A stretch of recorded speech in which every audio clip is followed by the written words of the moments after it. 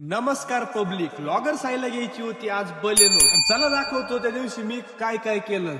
ते काय झालं, लय दिवसापासून चाललं होतं बलेनो घ्यायची. तर एक दिवस असा उगवलाच आणि गेलो डेंडोरी शोरूमला. तर आम्ही मित्र सर्वजण अगोदर जाऊन तिथली पूर्ण प्रोसेस पूर्ण करून घेतली आणि फॅमिलीला सर्वांना बोलवून घेतलं. आणि त्यानंतर मग फॅमिलीला बोलवलं, हार वगैरे घेऊन आली पोरं. आणि त्या हिंदू धर्मामध्ये मराठी माणसानं कोणती पण नवी वस्तू घेतल्यानंतर पहिल्यांदा तिला श्रीफळ अर्पण करावं लागतं. मग मी माझ्या दुसऱ्या लक्ष्मीला नारळ फोडलं आणि गाडी स्टार्ट केली आणि निघालो घराच्या दिशेने. मग तिथून निघाल्यानंतर पहिल्यांदा मग मावशी म्हणे चल माझ्या घरी घेऊन चल ओवाळायला. मग म्हणलं आता मावशी तर दिंडोरी मध्येच राहते, तर चला तिच्या इथं घेऊन जाऊ. मग तिथं गेल्यानंतर दिदीनं गाडी ओवाळून घेतली आणि मला पण ओवाळून घेतलं. प्रणवने पण मग शाल टोपी दिली आणि थोड्या वेळा तिथं मावशीच्या इथं थांबलो आणि त्यांना म्हटलं चला आता आम्ही निघतो, कारण आम्हाला पण घरी जायला उशीर होत होता. मग पहिल्यांदा डायरेक्ट गावामध्ये गाडी नेली. गावामध्ये नेल्यानंतर कुठं नेणार आहे, पहिल्यांदा मारुतीच्या मंदिरासमोर, कारण की देवामुळेच आज सर्व काही बघायला भेटतंय, सर्व काही व्यवस्थित चाललंय. त्यासमोर आपली लाल परी घेऊन गेलो, देवाला नारळ फोडले आणि हनुमंतरायाच्या चरणी जाऊन प्रसाद ठेवला आणि प्रसाद ठेवल्यानंतर निघालो आणि मळ्यात घेऊन आलो. तर मामींनी गाडी ओवाळली आणि आमची आजी, म्हणजे आम्ही तिला अक्काच म्हणतो, आमच्या अक्काला पण खूप आवडली. अक्का म्हणे नातानं गाडी घेतली. अक्काला आणि बाबांना पण खूप आनंद झाला. मग त्यानंतर दादूसनं पण शाल टोपी दिली. इकडचं झाल्यानंतर इकडं मामींकडे आणली ओवाळायला. मग मामींना पण गाडीला ओवाळून घेतलं. सर्वांना खूप आवडली आणि त्यानंतर त्यामुळं मी आज ही लक्ष्मी आणली, तिचे आभार मानले तितके कमी पडतील. अशीच साथ दरवर्षी देत हीच अपेक्षा तुझ्याकडं. आणि कसा वाटला आजचा व्हिडिओ कमेंट करून सांग आणि हो, फॉलो पण करून जा.